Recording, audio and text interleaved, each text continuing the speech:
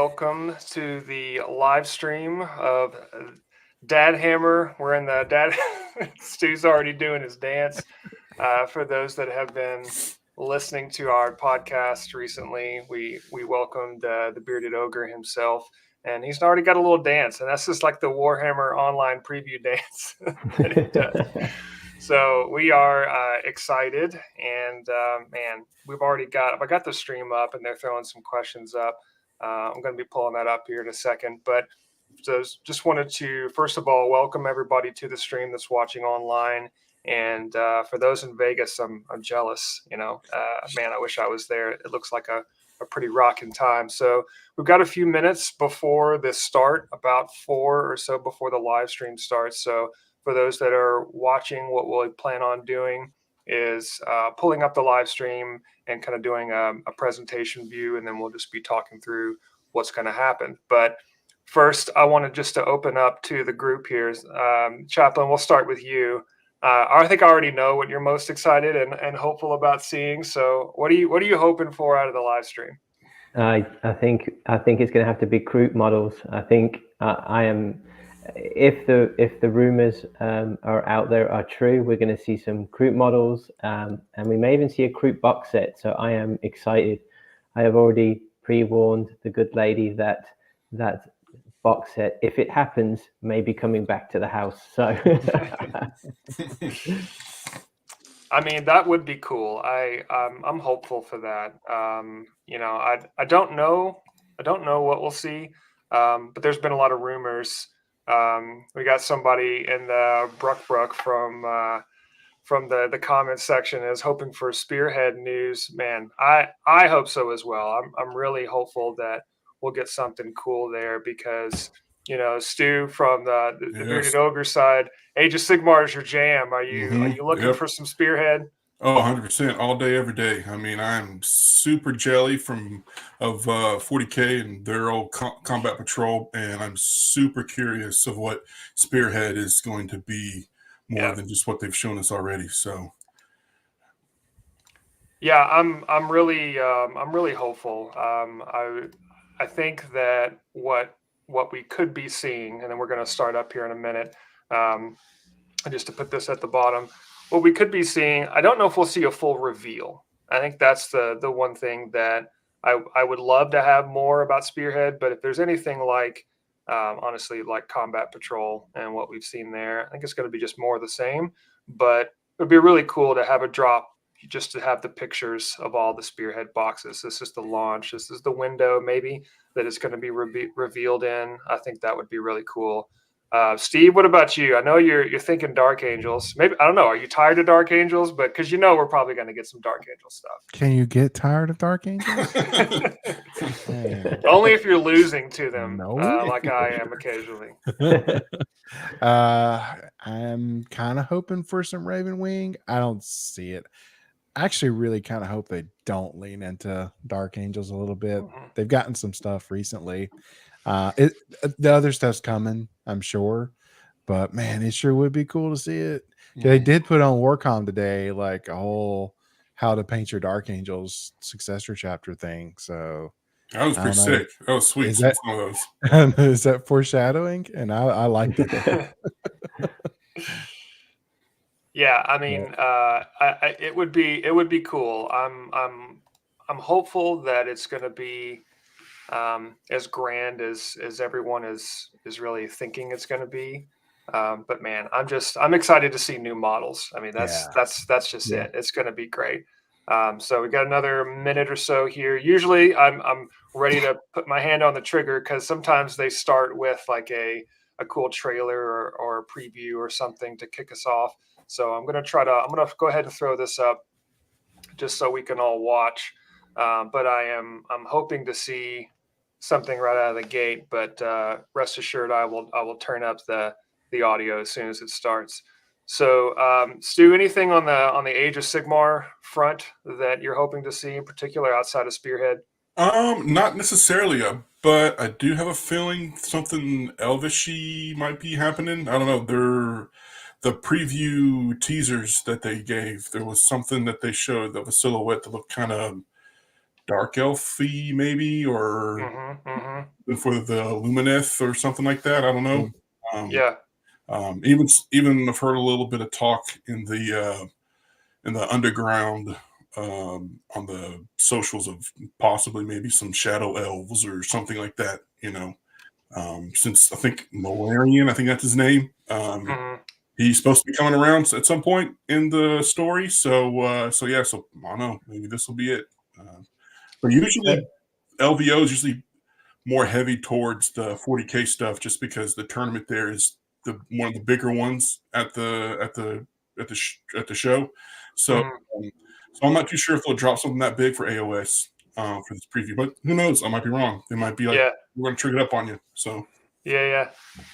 So we got a question on Instagram from War Machine, a dad doing some great stuff with his son, just learning Warhammer, really heavily involved with Lord of the Rings, loving all that. And he asked like what the future holds for the Lord of the Rings, the Middle Earth strategy game. Do you think those elves are linked to that, or do you think there's going to be other releases coming that way?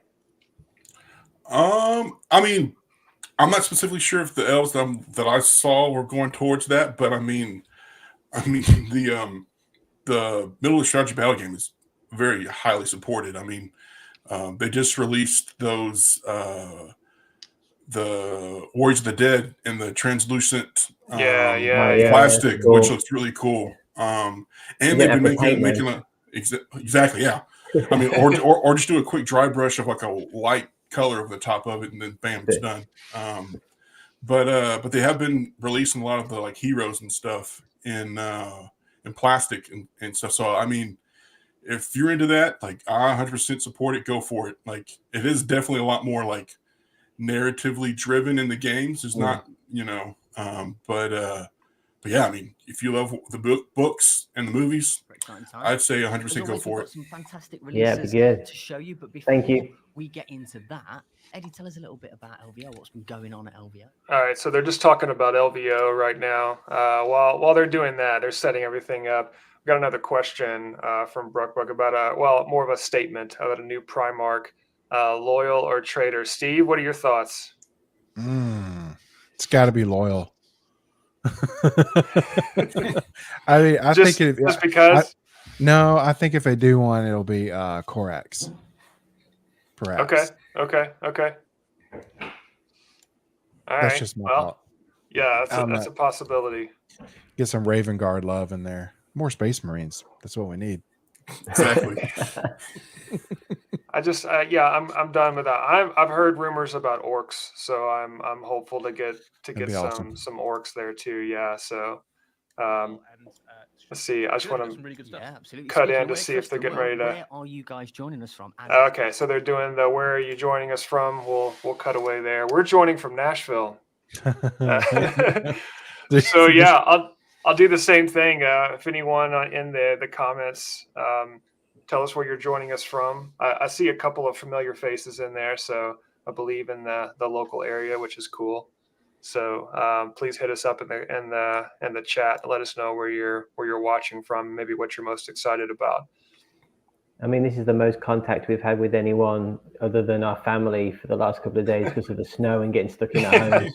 I mean, we're all like, other adults, this is amazing. Yeah, I know, right?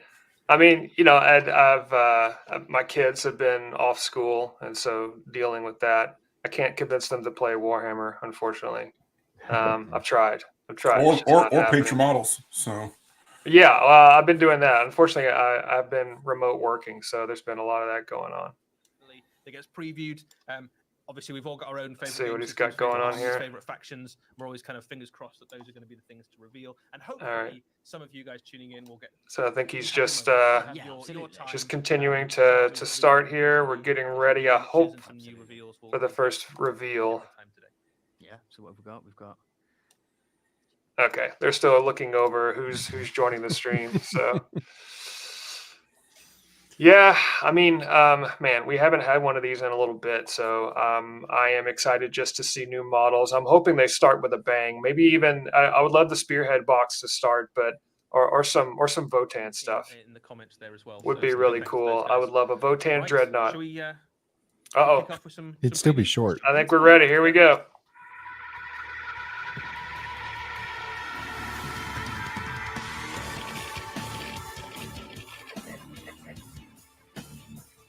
Uh-huh. Ooh.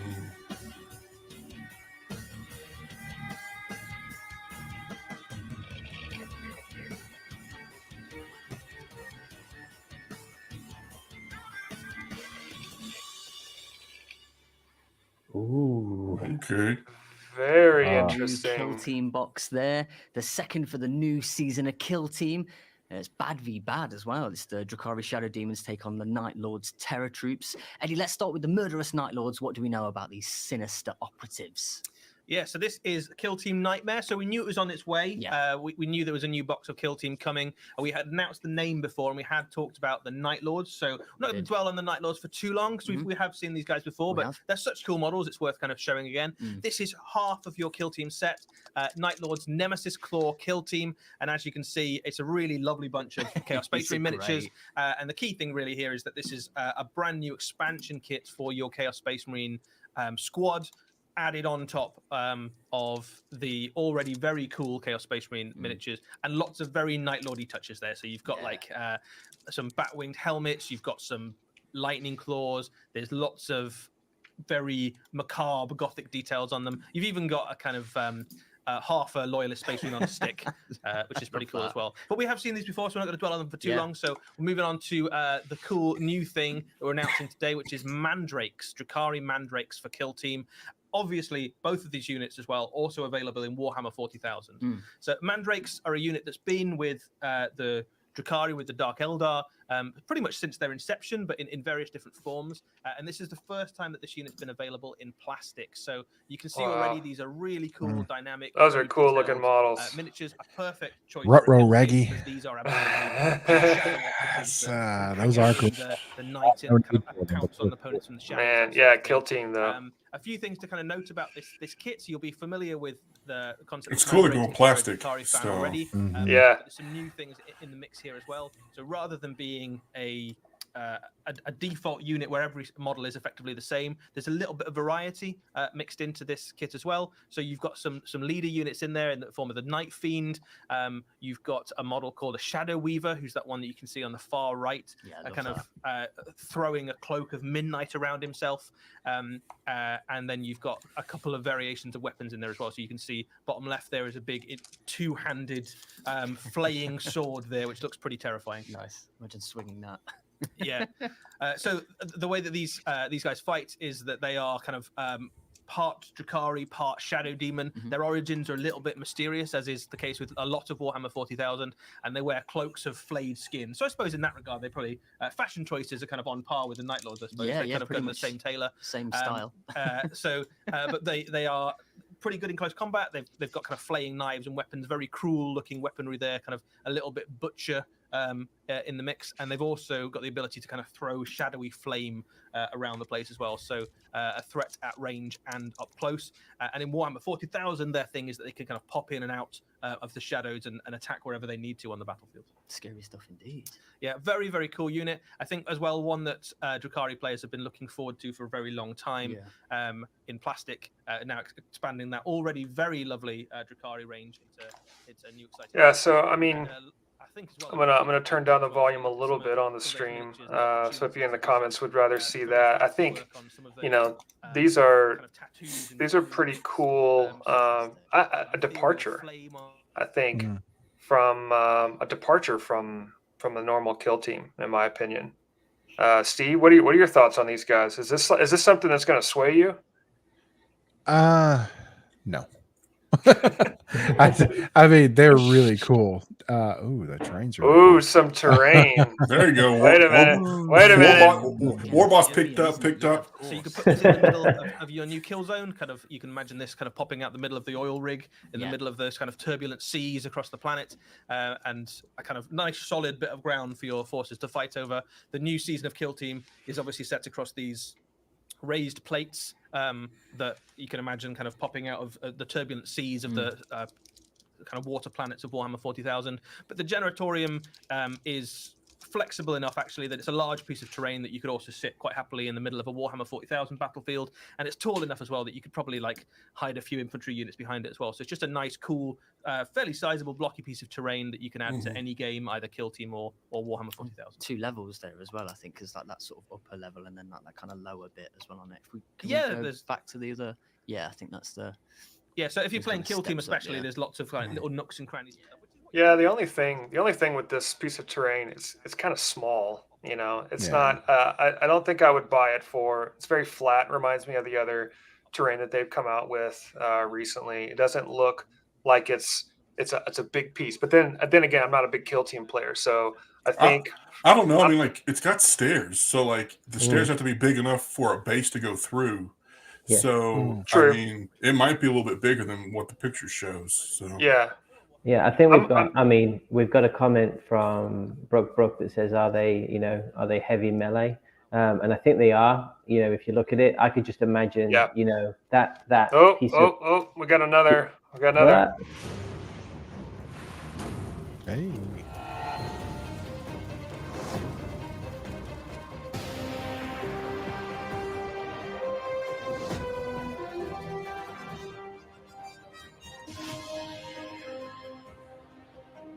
Oh, snap. Pyro Geists.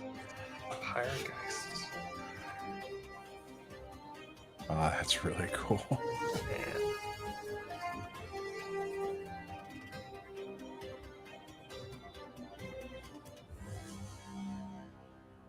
that terrain looks pretty sick.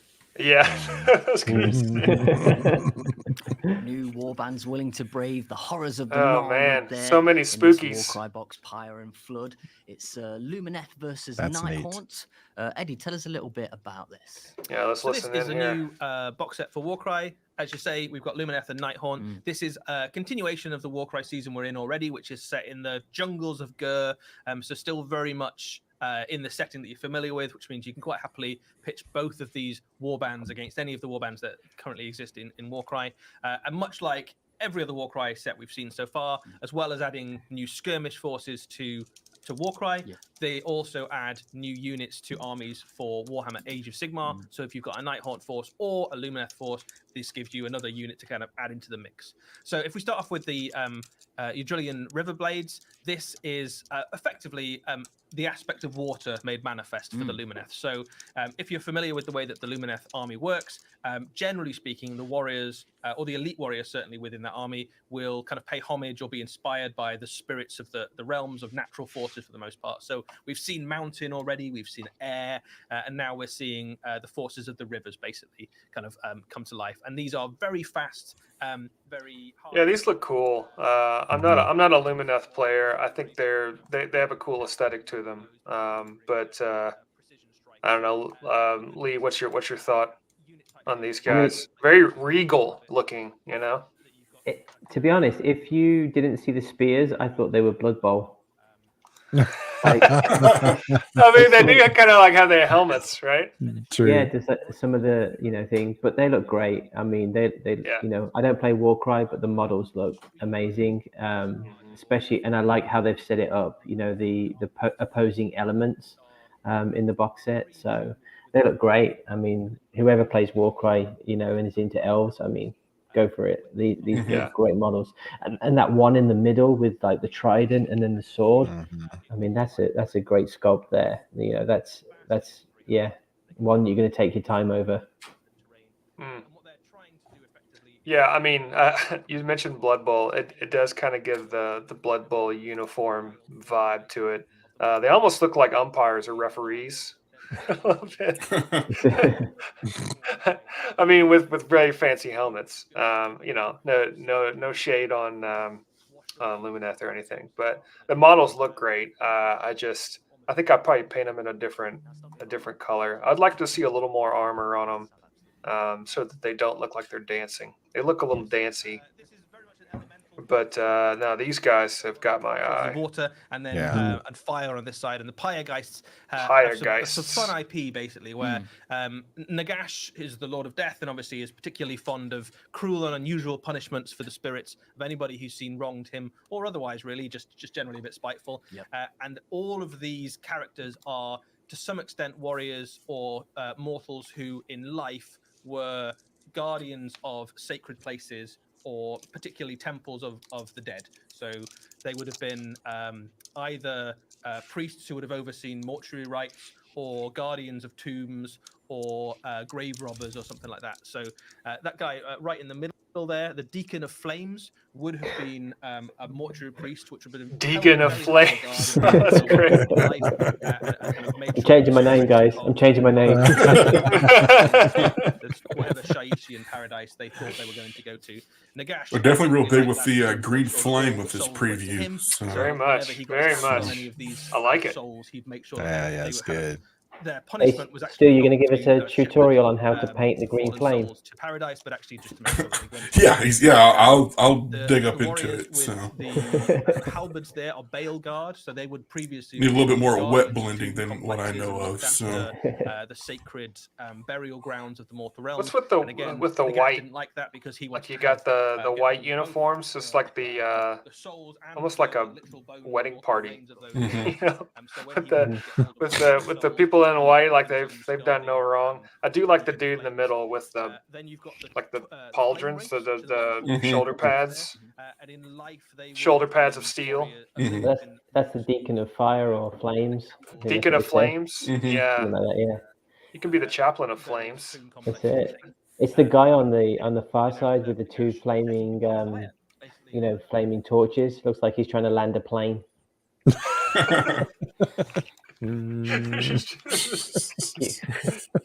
Oh man! The guys in white. The ones in white, are they in training? Maybe. Yeah, they're rookies. They're the noobs. Oh, Bruck, yeah, in the comments said that these give off the Lord of the Rings vibe. I can see that 100%. Yeah, I'm definitely seeing it. Like the barrel weights, I think that's what they're called. Yeah, that Tom Bombadil deals with and stuff. Yeah, 100%. And then Grounded in Myth said that he needs to get together in his old vampire count zombie horde, but after he finishes the rest of his army. So he's seeing all this stuff and going, man, I got to add to it. I feel your pain. I'm feeling it. Now check out the terrain here. That's like sick looking. I know. Yeah. It's got a serious headache. It looks like. I mean. Man, the busted crystal. So I guess it fell off. Maybe it got hit and fell off the top of a giant statue. That's really cool. So it's supposed to be part of I think they're called starships. The lore with the Seraphon? The Seraphon, yeah. So that's the whole thing with Warcry right now is that like a starship crashed in the Gnarlwood forest. And all these treasure hunters are coming to this fallen ship to claim the treasures.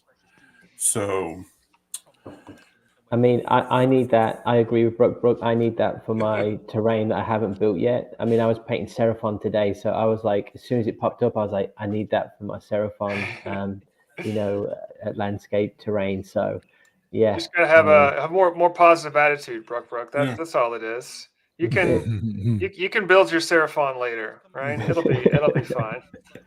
I'll be curious to see if they add it to the terrain you can take in Age of Sigmar, like they did with the Gorgers and the big pot, the big mall pot. People say it looks like a weird TV hole, and because they made that actually terrain you could use in the game. So I'll be curious if, depending on how big this terrain piece is, if they'll do that for Seraphon. So, yeah, it would be cool. I always like these little, pictures where they put them together and they've got the smoke in the background and everything else. So we got another preview.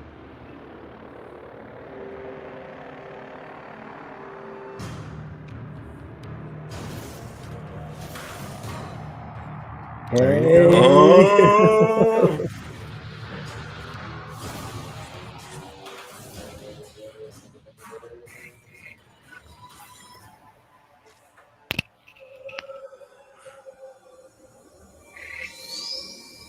Ooh. Nice. Look at that. Sick. Oh. Oh man.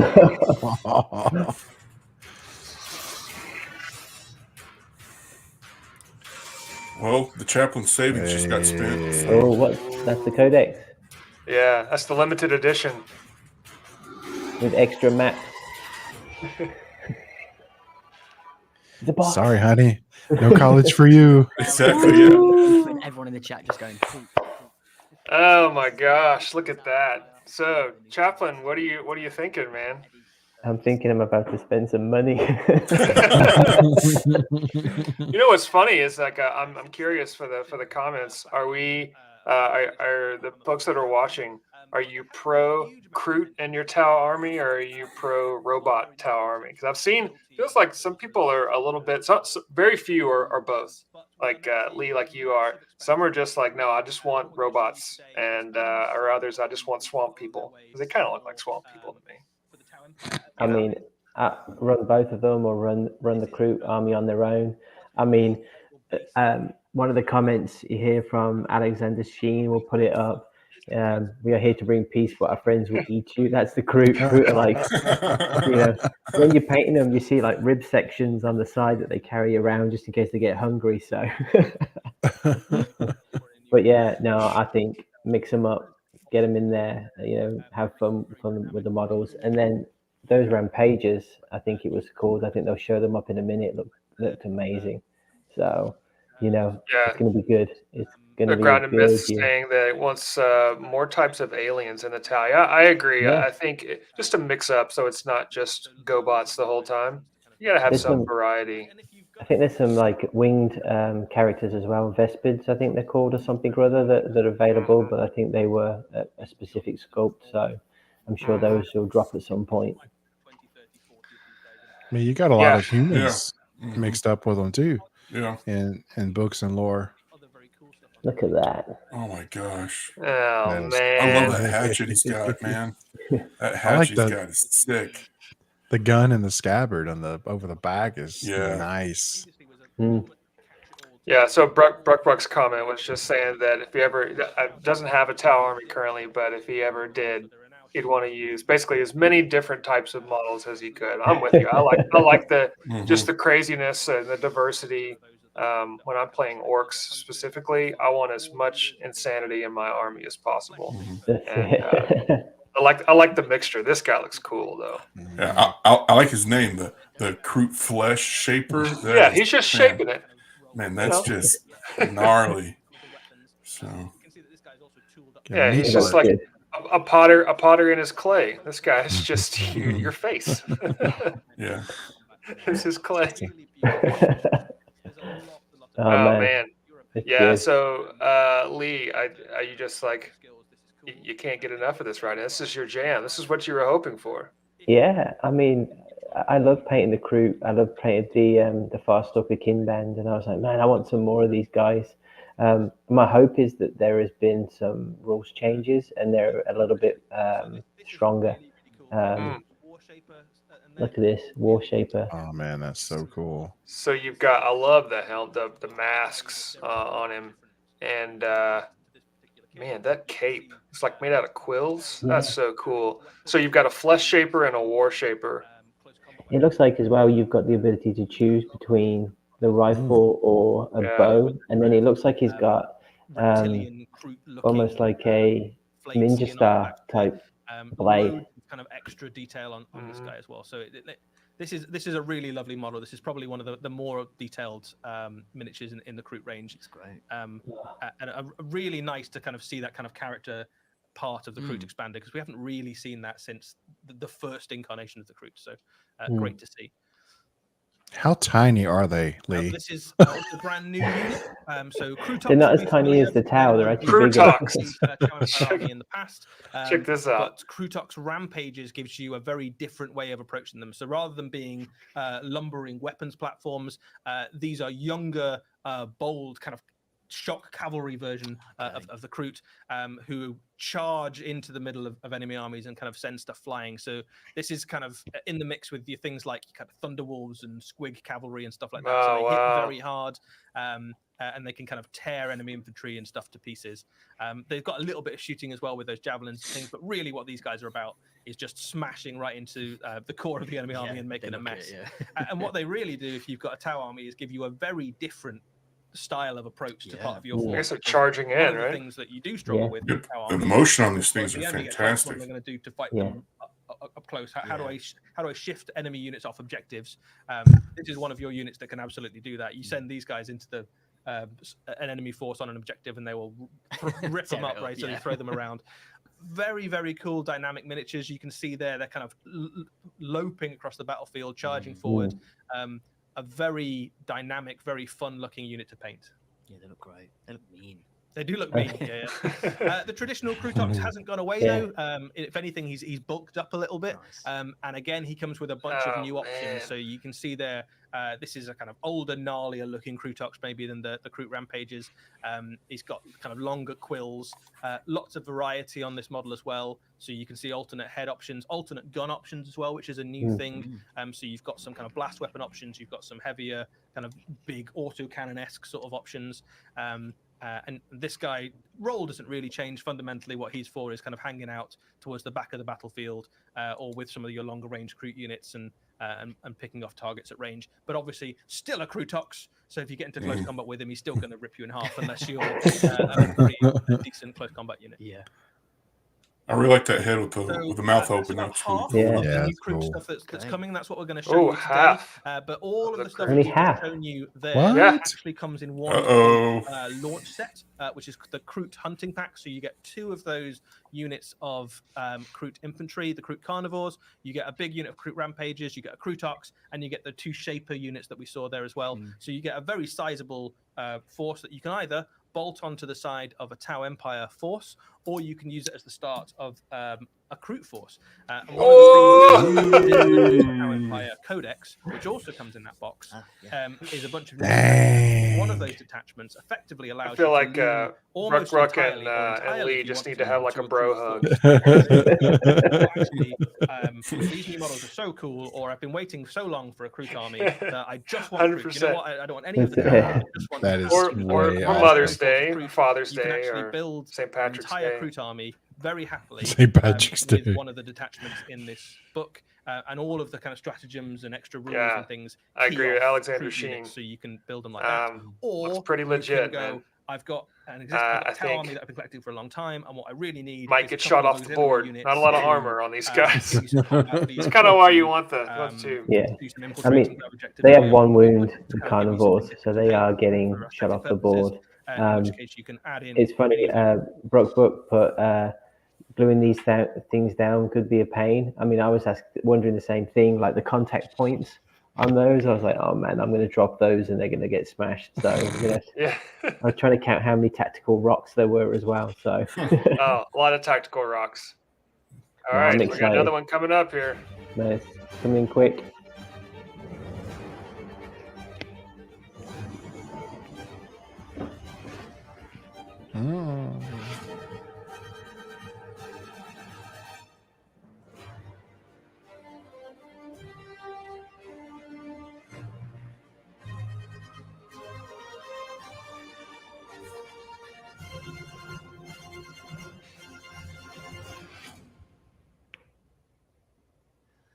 Cusa, the Crone Seer there.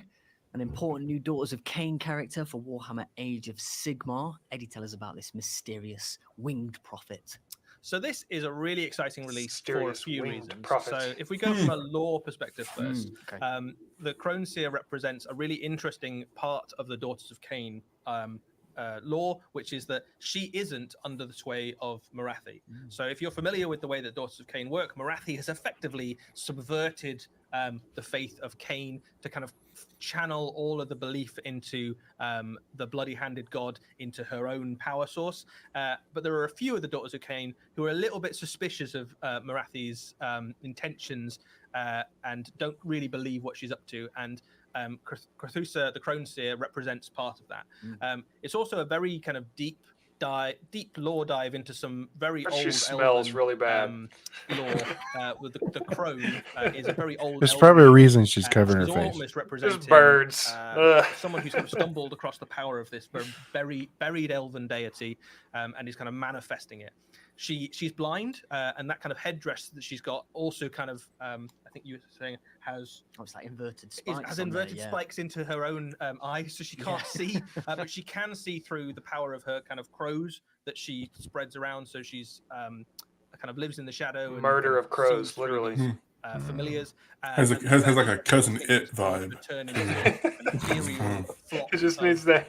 Crows that attack enemies and things like that. A little bit. She's definitely not a good guy. Cousin It with feathers. Exactly, yeah. If Cousin It had wings. And representing a very interesting kind of new piece of the political dynamic for the Daughters of Cain, particularly. In game terms, she is a powerful priestess who can kind of add a lot of stuff to a Cainite force, and you can certainly build an army into that kind of way of playing. I don't know. I'm not a Daughters of Cain player, so really lovely. Yeah, I'm not digging it too much either myself. So. Nah, it's okay. It's just it's a cool pose. There's just not a lot to it. I don't think. Doesn't seem particularly murderous. But the box set is nice. I don't know many Daughters of Cain players, but this is. I mean, I think this does provide some variety, which is cool. It gives a little bit more to the box set, which is nice. Is this a spearhead? I don't think it's just a spearhead. No, though, right? it's part of the narrative campaign they've been going through. So, Man, are we going to get spearhead? Next reveal coming up.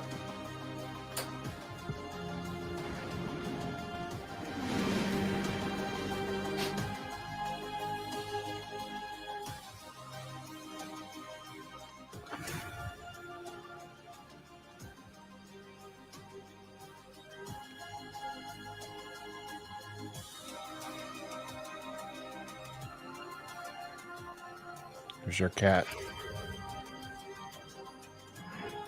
Hey, there he is. oh Look at man, that. That's cool. The 2 guns. Yeah.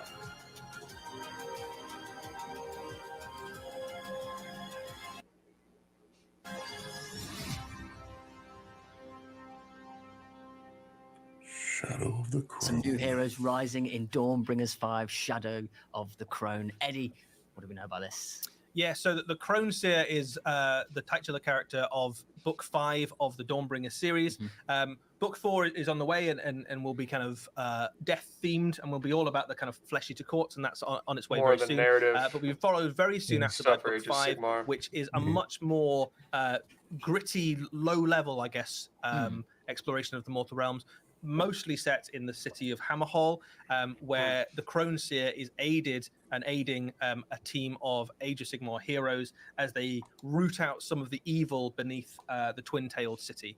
So as well as the Crone Seer, who is a kind of important character, and we get to see why she is one of the big movers and shakers of the lore in the Age of Sigmar. We also get to meet that's what I was trying to remember. Characters which we are you might be familiar with if the you Warhammer are Plus viewers of Age of Sigmar animations, or you're fans of the Black Library series, which is Callus and Toll, the saviors of Cinderfall. So these are agents of Exilia. These are cool. 2 characters. They are pretty cool. Yeah, there's the like cat, witch right? hunter archetype in Age of Sigmar. Oh, yeah, and yeah. what they do in Hammerhall and beyond is to root out those kind of chaos cults and various disreputables that might seek to undermine the cities of Sigmar. So very much in the cities of Sigmar army, but kind of the low level kind of grunt work, I guess, of rooting out those chaos cults and things that might pop up under the nose of the city. Totally use that as a rogue trader or inquisitor. Hangers on. So you've got Valis, the dream is dead. Who is there, and he is one of the guardians. Oh, Alexander, Hammerhall. good call. You can see on his shield a 100%. symbol of Hammerhall, which I think we first saw in some of the very early. I would Cities love of an Sigmar Inquisitor stuff. army. So he looks after Hammerhall in the realm of fire, and kind of goes along when things get really serious, right? When the agents of Azir need a little bit of Stormcast help, they can call on this guy. You've also got Lisa Ravenia, who is your assassin thief looking character on the top left there, and she obviously brings all the skills that an assassin/thief would bring, which is always very useful. These would also look really good for like Mistress characters Varentia. too. Like she is the character there with the kind of Siamese-looking cat. Cool cat. And she is a spy mistress in Hammerhall, and the way that she is able to do that is that she has lots of little helpers and friends and critters and creatures that she can see, and you can see that it's got a collar with that glowing gem there, which looks a little bit like some of the gems that she's got on her person. And she's probably got various fleet and flocks of those little creatures that she can use to spy on various places around the city and beyond. And of course, there's a Griffhound in there as well. So Balthus, the Griffhound, Valius's loyal assistant ward. So not one, but two little pets in there to go with Callus and Tull. And this is really exciting because Callus and Tull are two kind of really fun, interesting characters that, especially if you've been following the Black Library books and animations, you might be familiar with. But they definitely give you a kind of mortal eye view of the mortal realms and kind of someone to explore the kind of city of Hammerhall particularly. And in this Dawnbringers Book 5, we'll kind of see them in action and what they get up to.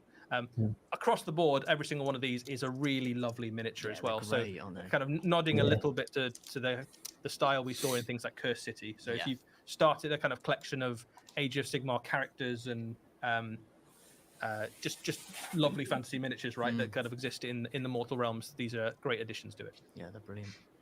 Really lovely. Is that a Stormcast model you could bring into a Stormcast army, or would it not be able to do that? I'm not sure. So. I mean, if they're taking it as a set, I mean, I would think so. I mean, like, I'm pretty confident that this group's for Cities of Sigmar, so they're allies. Another reveal.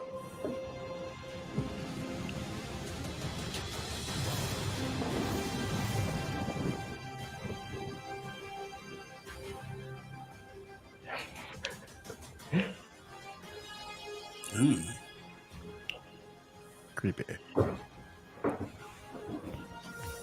He's reading. I don't know how you feel about reading. No reading.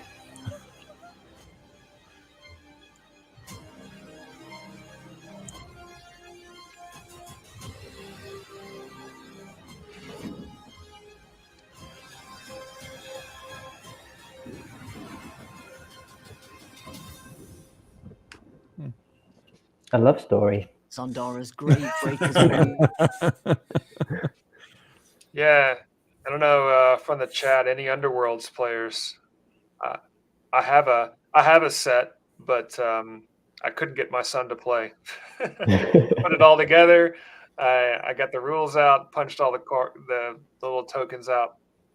No dice.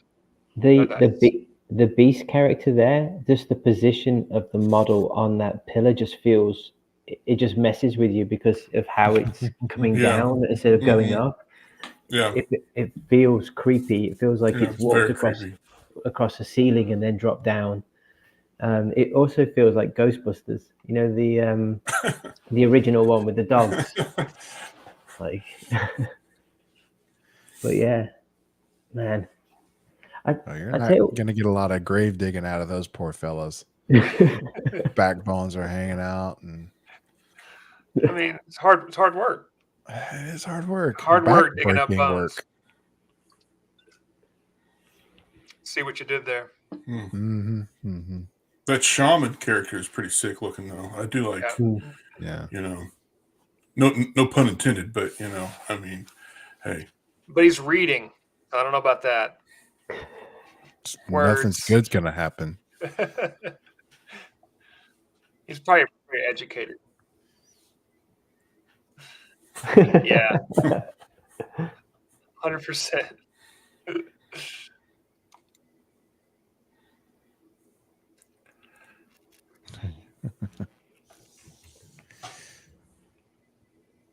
You can also kind of bolster them with garish magic as well. So they're a little bit tougher. They hit a bit harder. Garish magic. your basic death zombie, because these are I don't know what that would. with a little bit of What Not is your, that? not your standard magic, just Ugly? garish a bit of magic. a bit of Ugly combat, magic? a very flexible Probably. Make warband, your a very skin kind of fall fun, off magic. fun mechanics that kind of overlap between them as well, and some fun miniatures that you can. Yeah, I mean, again, I've never played on Underworlds. I'm hopeful. I'd like to play it. I'm all about a short. I played it back in like the first 2 editions. First iteration, yeah. But then after that, I kind of fell off of it just because the deck building was so hard. I mean, now they've got pre-made decks that you can play with, which is It's a little easier. Probably more my steam. But when the early stages, you had to build your own deck, which was no go for me. So, All right, I'm gonna go cinema mode on this one. Ooh.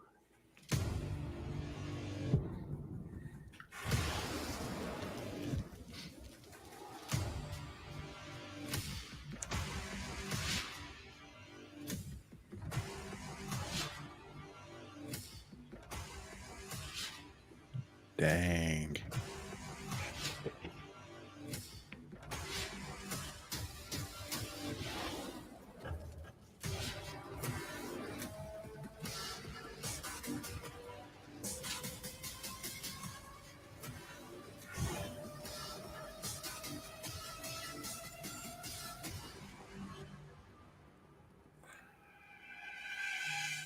Humanity's finest mortal troops, the Solar Auxilia, and some all-new plastic kits. Horus Heresy. Wow. For this as well, Eddie. This That's it. is an absolutely enormous It's release massive. of Those plastic looked kits cool. for the Horus Heresy. This is the largest release of plastic kits we've seen since the launch of the new edition. Grounded in myth, call it. Well with all done, the sir. Christmas Well stuff. done. Hey, And he's this hyped. shows He's the hyped. entirety of the Solar Auxilia range that you can possibly want. Is Yes. almost Sixth immediately. and a seventh. Huge wave. Always need to- even numbers. And it's I very, need very to cool. see Have a look at how some of those much on Brook screen has in right his now. pile of potential, because And he let's has dive listed out into so many some armies. images. They are phenomenally cool, very detailed, and far easier to put together as a force and collect as an army than they were previously when they were available in resin. The team have done a great job of Those look good. updating Yeah, some they do. already very cool resin designs into plastic, and in the mix they've added in loads of options and customizability and different ways that you can put these together. So if we kick off with the las rifle section, these are your basic troopers for the Solar Auxilia, and the Solar Auxilia have an interesting place in the Horus Heresy because against the Space Marine, they are relatively outmatched, but the Space Marines alone are not able to kind of conquer the entire galaxy. So when the Emperor set out his Great Crusade, he identified the fact that even though you've got hundreds of thousands of But Space you're Marines, definitely going to get it kit is a bashed very, with very big the place. Ostra Militarum. So you need Oh, the sure. Exilia to Yeah, sure. I would think so. Solar I'm not a Horus Heresy player. I'm more on the just 40K, but man, like the whole las rifle thing coming in is pretty sweet. I like the tanks with more of the, I guess, a boxy shape to them. Mm-hmm. I don't know how to describe that. It almost has a modern flair to it a little Yeah, bit. yeah. Mm-hmm. And then was there some Walker or Sentinel in there? Mm-hmm. Yeah, definitely had a Walker, Imperial Walker. Chicken Walker. Yeah, chicken wing. can muster en masse. So there are millions of these guys out spread across I mean, the Great they are- Crusade, and lots of regiments. These things look in the cool. wake Yeah, of they do look pretty the Great sick. Crusade have kind of modelled themselves upon the Solar Auxilia as well. So Yeah, you could just every plop legion these is into an backed up Imperial by, Guard army Yeah. and Mm-hmm. go. look Even the like these, tanks. as well Yeah. as I think there's there being rules for plenty them of already. Revolutionary and Crusade forces. I'm not the biggest fan of the color scheme they have here, so I'm kind of Mhm. curious to see how other people will paint them. But yeah, definitely 100%. I'm a kit bashed Ostra Militarum. So Yeah, I think it might actually. I don't want to offend anybody that's a big Horus Heresy player, because the first thing we say is like, "Oh, you could put those in a 40K arm." Most people do. yeah. Mm-hmm. I mean, we're just speaking the truth, okay? We know what people do, okay? Speaking the truth, that's right. Make a mess of someone. Yeah. Be They, careful with those. but up against a Space Marine, you will need a lot of these guys in your force. So if you are looking to build an army of these for the Horus Heresy and you want to go infantry heavy, you can put an awful lot of Solar Auxilia las. You're gonna sections go broke. army. The rules for these already exist, so you can already find them in some of the books that accompanied the release of the Age of Darkness box set. But the key thing really is that up to this point they were available in resin, which was it's a less useful material to work with than plastic. It takes a bit longer to put your army together. It's more expensive. These are going to mean that you can reasonably build entire armies of Solar Exilia if you want to, which is very cool. Loads of options in there as well. I'm sure you guys are already taking a look. The Sergeant is really cool. He's got power fists and plasma pistols and volkites, and there's kind of banners and stuff in there as well. But this is, again, arguably the least exciting of all the kits that's on the way. There's loads I agree with that. For them as well. This is the command section. So you can see in the mix there you've got. So I'm wondering, we've got a upcoming. We've got a tutorial on our channel about color shift paints. So Steve, I wonder if this is probably a good candidate for some color shift paints. Yeah, if the models are big enough, I think you kind of need some big panels for it to work. But yeah, I don't know. Like I think like a dark blue color shift for the armor, and then some corresponding color for the cloth and stuff. Man, I love that Voxcaster guy. That Sentinel's pretty cool. Oh, yeah. There you go. Here's the Sentinel. Holy smokes, that thing's bulky as heck. Yeah. Loads of weapon options. So you've got a range of different missiles you can put on the side of it. You've also got a range of different main cannons you can put on there as well. Loads of choices, multi-lasers, heavy flamers, melter. There's a Volkite in there as well, which is my personal favorite. Basically, anytime you can put Volkite on, you're going to choose Volkite. It's just the best. It's a little top heavy. The best thing just push it over. I'm just going to say this now, but I could picture that in a Votan army. Oh, maybe. I don't know. It's got like it looks like a walker's got like a bit of a muffin top. He's just kind of carrying a lot of extra weight. Wait, his poor knees. The guy's probably inside turning dials and flipping levers. He's got ropes and pulleys. He's like pulling on, with the legs to move. Or there's a little treadmill in there, and he's just running away. Yeah. Touches in there that are very reminiscent of some of the later Sentinel designs as well, nodding to that idea that some meat lots on of the those things that we thighs. see during the Horus Heresy are the origin of some of the things that we know and are very familiar with in Warhammer 40,000. There are loads of tanks on the way. There we go. Probably the most common amongst them, the Dracosian transport. Unlike the Rhinos of the Space Marines, the Dracosian does a few more things for you. So you could pack a lot of troops into this, and because it also has to kind of function as a mobile fire base, it does add quite a lot to your army. Loads of options in the mix there as well. So the pintle mount. It definitely has like a World War I fantastical feel to it. Like, the slant of the front of the tank is different from the 40K tank, where it's like the opposite way. More of a lazy boy tank. This is more of a leaning forward tank. There you go. Yeah, it's definitely Fluffy sick. troops have to bayonet charge into a unit of Blood Angels or something. There's a new the bulldozer Russ on the way. So this is a Heresy era Lehman Russ. I mean, it's a bulldozer. Very reminiscent of the Lehman Russes that you see. It looks like a bulldozer. We need a few more of them in Nashville to scrape up the snow. Bought a few of these or use some of the bits in Warhammer 40,000 force. But the weapons with the flamer. Just have that big cannon blow up all the ice off the road. That'll be great. Solar Exilia force, and you've got all of the different weapon options available to you. So I think it's because we've just seen so much Kroot. I keep on picturing that's a Kroot warrior on the top, just like having fun. Yeah, I mean, I think to me, just the aesthetic is for a very specific person that really you either really like this look or you don't. I'm more in the it's okay to me. Industrial is probably the best word for this, but. It also has like a steampunk vibe to it too. Yeah, like the rivets and everything like that. Whereas in Warhammer 40,000, you certainly see squadrons of these. In the time of the Horus Heresy, you would have had whole battlefields full of these tanks rolling forward. battles like Talon and things like that, where you would have had entire companies of these in the hundreds rolling across the kind of enormous, kind of apocalyptic-sized battlefields of the Horus Heresy. We've seen some of that in Legions Imperialis, of course, where you can kind of actually have hundreds of these on the battlefield. But there is something cool about having the bigger tank as well, and still putting a lot of them on the battlefield.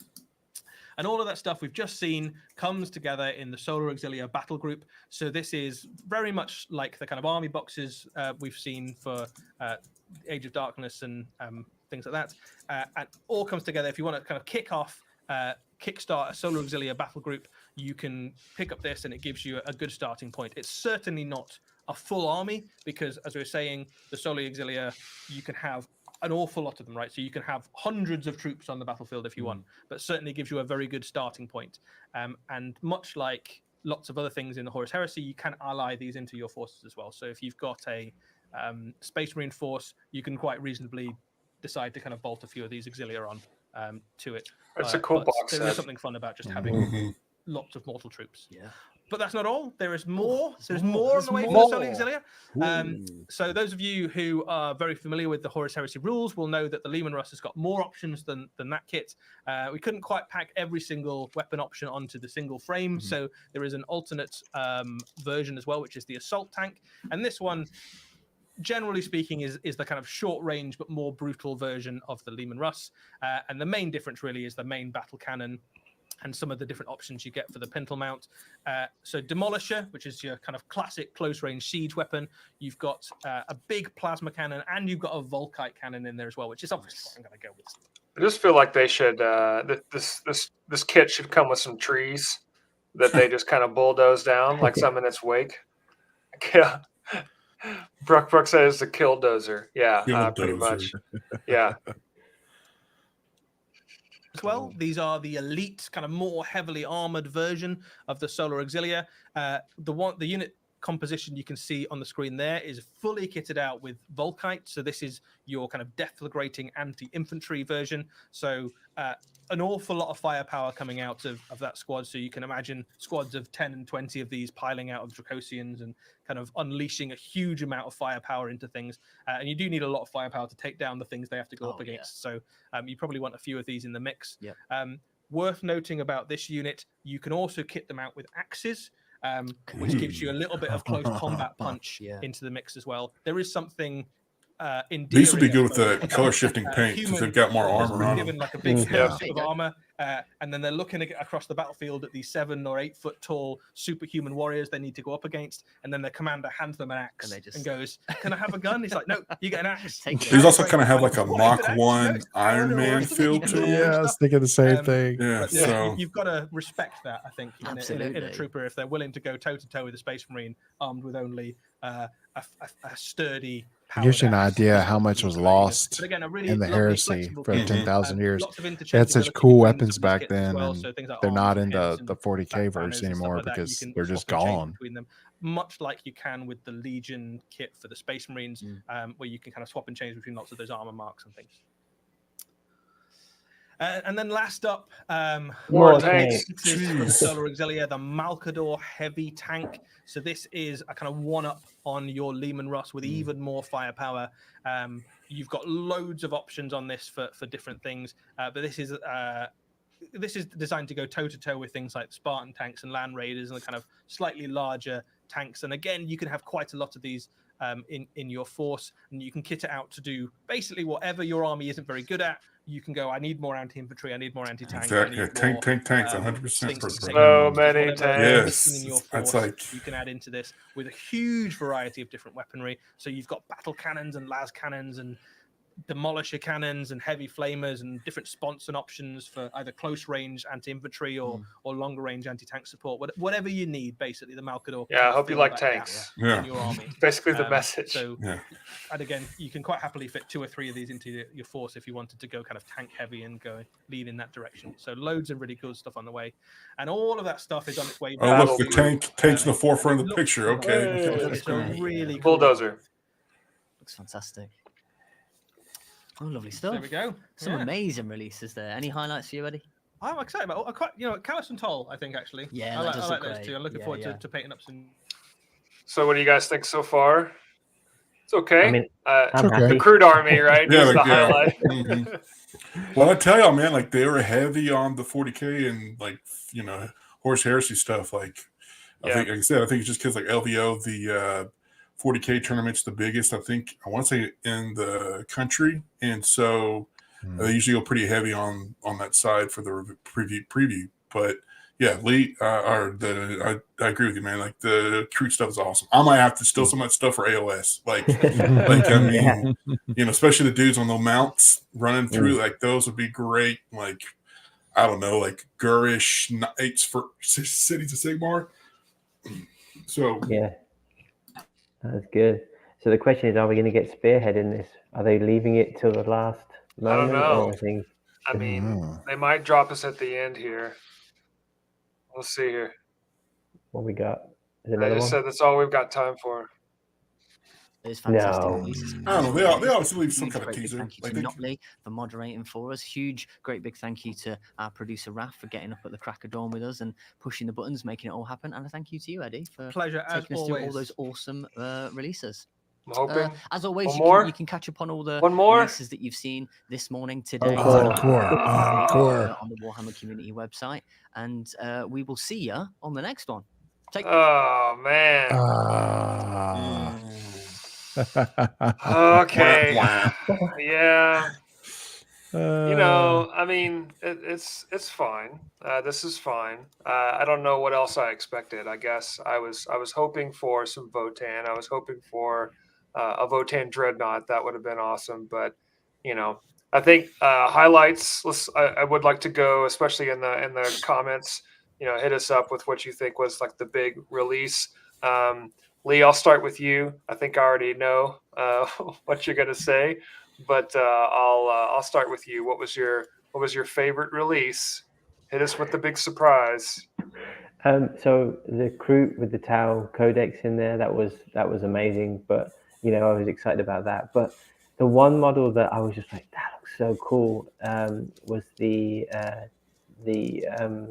Callus, and I don't even know what their names were. Callus There and Toll. Yeah. That whole band together, but it was the model with the two like pistols.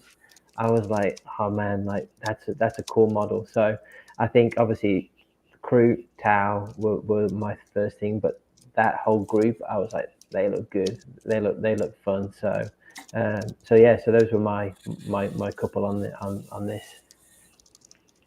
Yeah. So Steve, I'll go to you. What was your favorite? The crude stuff was awesome. If I played Kill Team more, I would 100% buy that Nightmare box. That was really cool. I do like the Night Lord stuff, and those Shadow Demons and things were just fantastic. I mean, I think they spread it out pretty good.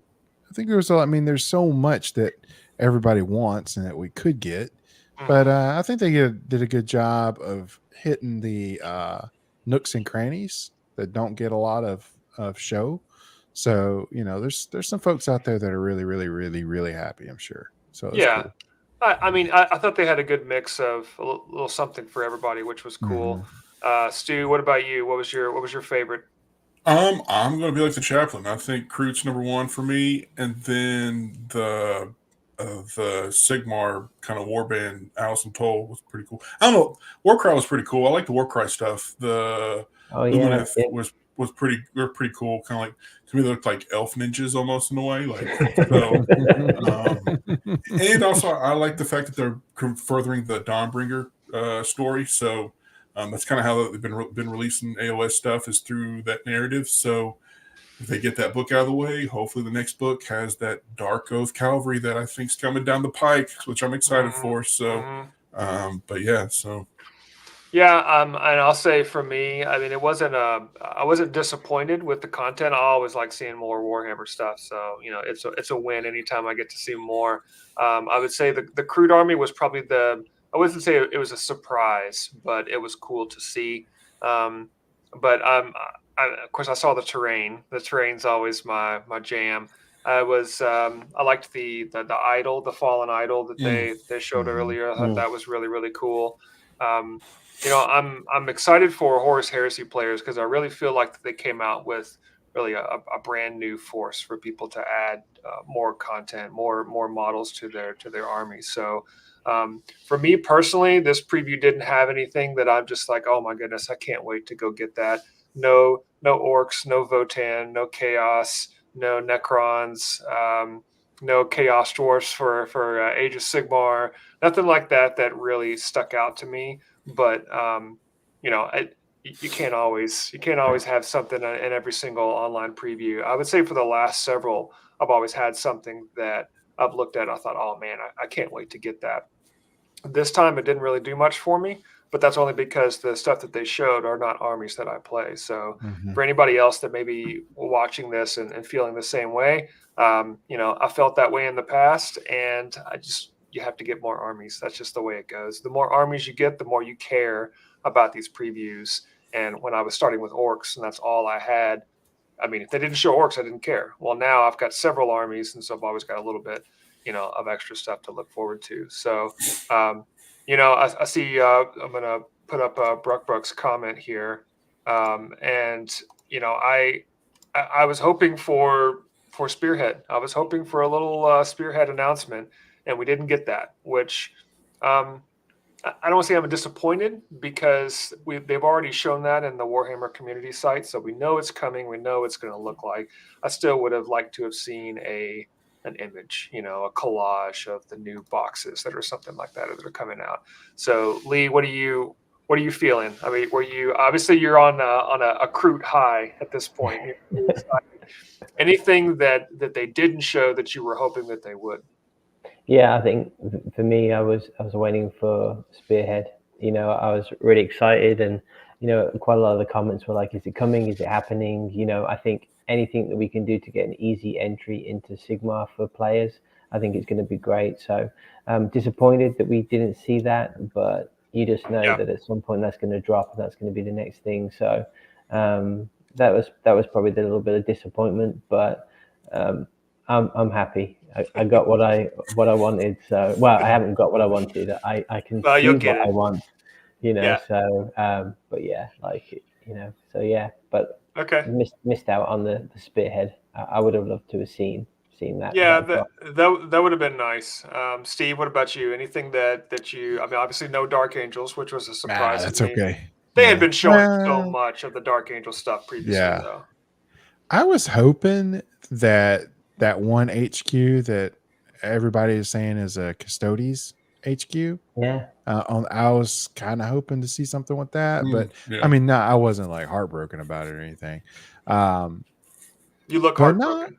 Man, is that your heartbreak face? I wanted some motorcycles, man.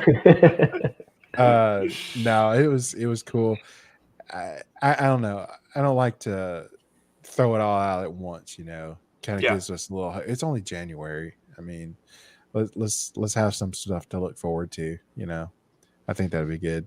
Yeah, I know. What was weird is that they showed all of the shadowy stuff, and we had put that up on our Instagram and our YouTube, and it's like they show all of this the shadowy figures, and we thought really that they led us to believe anyway that this was going to be shown at the preview, and then we saw a few of those things. We saw the Callus and Toll stuff, and that was cool. But we didn't get to see. I was hoping for that they had a shadowy figure of an orc, right? A big mech. That's right. Potentially. Yeah. None of that. I also heard rumors that maybe a Stompa was going to be shown, and they had an hour for the whole preview event, which was really cool. And sometimes these things are only like 30-40 minutes or so, but they did the full hour. I feel like this time they didn't cram as many releases into the preview as they normally do. Like they spent more time showing screenshots. They spent a lot of time on Horus Heresy, which was a surprise to me. Not necessarily a bad thing. It's just what they chose to spend their time on. So I was expecting maybe more announcements and less time spent on each individual one. But that being said, in the past few weeks with the Warhammer community, they had a ton of news. It just seems like they were revealing a lot of things, especially with the Dark Angel box. I mean, and Bruck is throwing up his comment here, and I mean, they did show Crute off, right? So Crute is about as orky as I think I'm going to get out of this one. The Crute models did look pretty sweet. I'm excited for that, and for more or less, I think it's great that they're showing a different side of the Tau instead of just a couple of little things here and there. So Stu, what are your thoughts?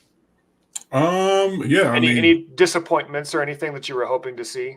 Obviously, I was hoping to see what I think is a Dark Oath Cavalry. All of the kind of shadowed in that what you talked about just 2 minutes ago. But no, I mean, I guess like if I want to keep saying Spearhead, like it'd be cool if they gave a little more info on that. Maybe dropped a couple other boxes, like what from different factions, But who knows? Maybe that's going to be a drip that they do only through Warcom. So. Which would be kind of weird, but I mean, I don't work for the company and make their decisions, so they can do what they want. But yeah, it would have been cool to hear more about, like I said, Spearhead, and then I'm just like I said, waiting on that Dark Oath Cavalry. I'm sure I hope that's what it is. So, but they seem to have left a little bit on the table, and that's not a bad thing. I agree. You can't just do a big avalanche of content over and over again, and have everything.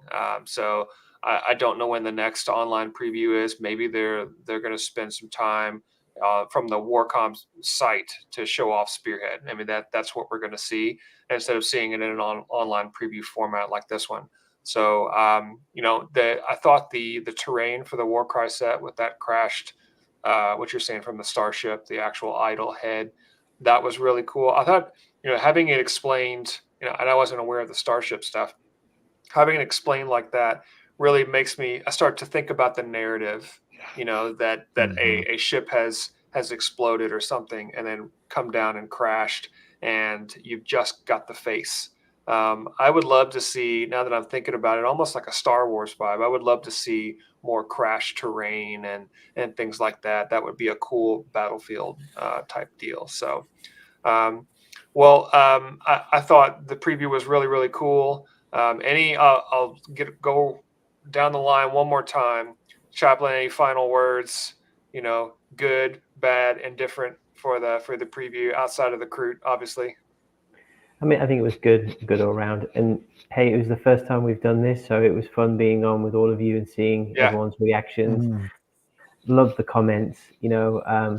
Jumped in on Instagram, and at Warner Sheen had followed us as well and posted all the way from England, so that was cool as well. So just all these things. So I had a blast. So it's been great being part of this. So I think that was the models were great, but that was more fun just seeing the impact and just how the community have got involved and been part of tonight's show. So it was fun. I'll echo those comments and just say thank you to those that joined us for the preview. We were talking beforehand. It's fun to watch these previews, but it's even more fun to watch it with other folks, with other nerds, with other people that are interested in this kind of stuff and love to talk about it. So I really appreciate everyone in the chat. Thank you so much for the comments and the great questions and the involvement. We're going to be doing more of these live streams. Hopefully the next preview will be a little earlier in the day for us, but you can't you can't control that. But it's been great, and thanks for your patience on some of the audio and the back and forth. We're still trying to learn this, but I think we started to get a better flow towards the end, and I welcome any feedback on these types of events in the future so we can make them better for you, more involved. And I can't wait to do more. Steve, Stu, any final comments on the live stream before we close?